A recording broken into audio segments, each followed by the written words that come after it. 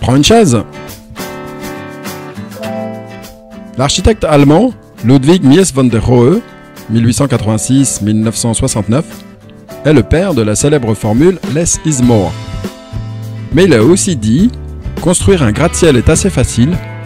En revanche, fabriquer une chaise, ça, c'est vraiment compliqué ». Dans ce podcast dédié au design, je vous propose une revue des principales chaises qui ont marqué leur époque.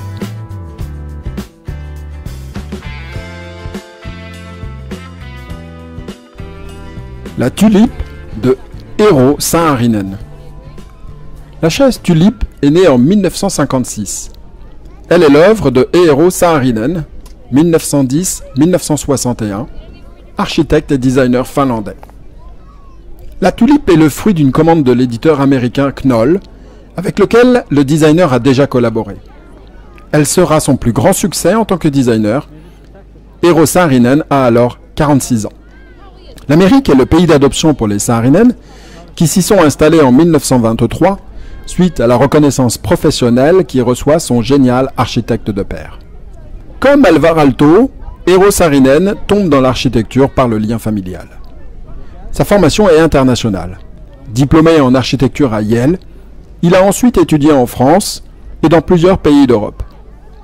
En design, ses collaborations avec Charles Eames lui ouvriront les portes de Knoll, qui voit en lui un designer capable de créer des formes nouvelles, exploitables industriellement.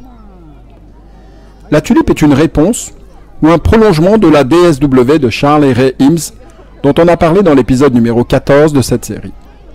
Eero Saarinen pousse le curseur un cran plus loin que son grand ami, en rattachant le piétement et la coque, qui forment l'assise et le dossier. Ainsi, Tulipe est réalisée d'une seule pièce. C'est la première tentative réussie de liaison en continu entre le pied et la coque.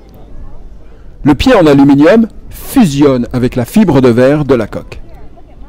On retrouve ce design et ces techniques dans son architecture. Les chaises Tulipe forment un ensemble cohérent avec la table du même nom et elles sont déclinées avec ou sans accoudoir. Éditées depuis par Knoll, les différentes versions sont vendues par l'éditeur et ses revendeurs pour environ 1300 €, 1600 avec l'option rotation à 360 degrés ou pour la version avec accoudoir, ce qui représente quand même le double des équivalents dans la collection des chaises Eames. Dans le prochain épisode, nous restons en Europe avec pour la première fois une visite en Italie. À bientôt et vive le design!